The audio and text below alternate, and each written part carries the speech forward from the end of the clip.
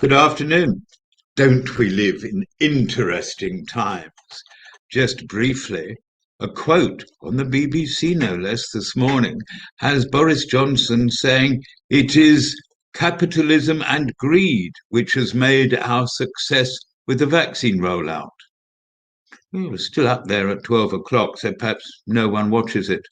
The other interesting thing I noted is that the ONS has said that in February, the rate of inflation in this country fell to 0.4%.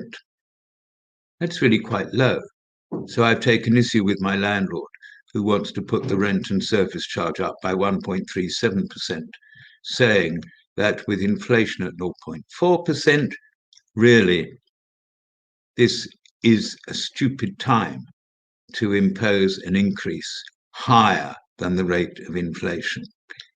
And I've decided, well, my decision, you don't have to go with it, of course, that the big problem facing this country is not whether the government is extremely right or extremely left or somewhere they think is in the middle and we don't see it that way.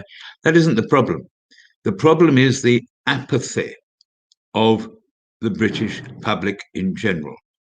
When I had a little to-do with the district council about their charges for council tax and whatever, and their failure to actually have the figures for the next financial year, they tried to tell me that I was the only one who had complained.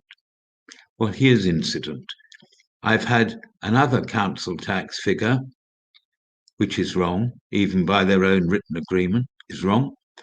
And here we are, just a few days before the start of the new year.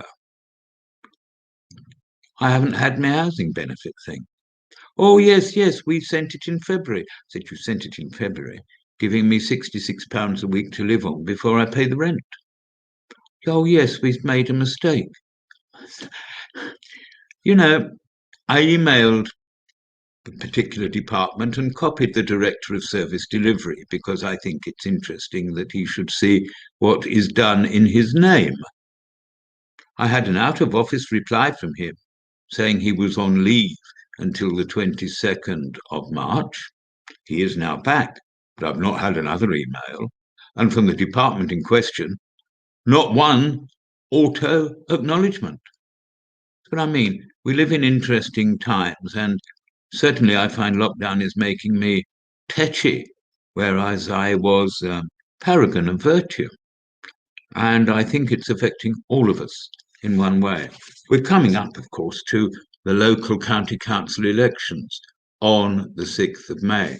And I've had a brightly coloured array of leaflets through my door, but not from the party which is in control of the county council, the Conservative Party. Perhaps they see Lewis as taboo ground. And I haven't had one from another party which is predominant in Priory Ward. I've had the Labour Party, I've had the Lib Dem Party, and I've had Ruth O'Keefe, the Independent, with her newsletter, all of which make interesting reading. But only one of these leaflets, and I will not tell you which, you can read them for yourself, targets the headline news in its front page. The news this week has been that the under-25s are facing the greatest problems in unemployment. And this particular leaflet from one party has actually said on the front, it's time we backed our young people. Out of all the leaflets I've seen, this is the only one with a topical strapline that I'm sure will catch the eye of those it wants to. Let's move away from this dangerous, thorny subject and talk about a very good idea by John Lamb, presently Mayor of Lewes, but he's doing this in his private role, called Connecting Lewes. A survey went out with the Lewes News, particularly targeting the different social and communication needs of older people in East Sussex during the COVID-19 lockdown. There are research questions, and there's been a very good response to it. If you are disadvantaged, elderly, disabled, and have difficulty communicating in these far from personal times, and you haven't seen this Connecting Lewis survey, I think you should try and get hold of a copy. And John Lamb has very kindly told me that I can pass on to you his personal telephone number.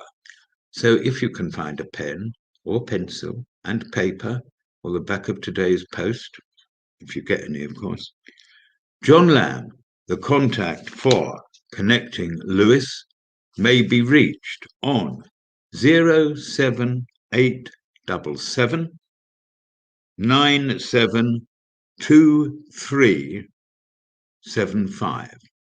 I say that again. I do like the way I said it. 07877 972375. That will put you in touch with John Lamb, who is running, with others, the Connecting Lewis survey to help people communicate with each other in these thou shalt not go out times. I should be about at the weekend if you want to see me and give me hell down by the Premier Inn Gardens. Still an awful lot of ransoms to dig out, and stuff is coming which I really ought to plant.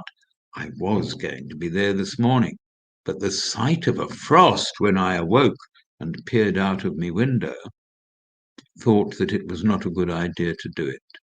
But it's time to give some of them a feed, and we have a little success on the Western Road Little Gardens, you know, opposite Richard's the butcher's.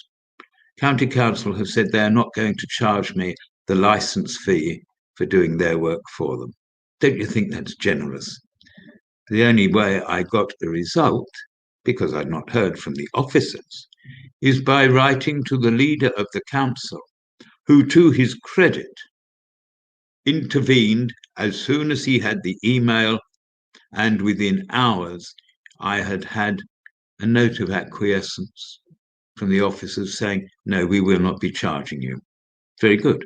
They ain't giving any money for the new planting either, but one battle at a time, for goodness sake. Wellington only had one Waterloo, didn't he? That's it. I'm sorry if I've gabbled today, but God, my dander is up, and I'm really very sorry for that. Thank you. See you soon. I can't get it on this screen. I'm still with you. I'm very sorry. Oh, here we. Oh, there it is. Goodbye, everyone. Goodbye.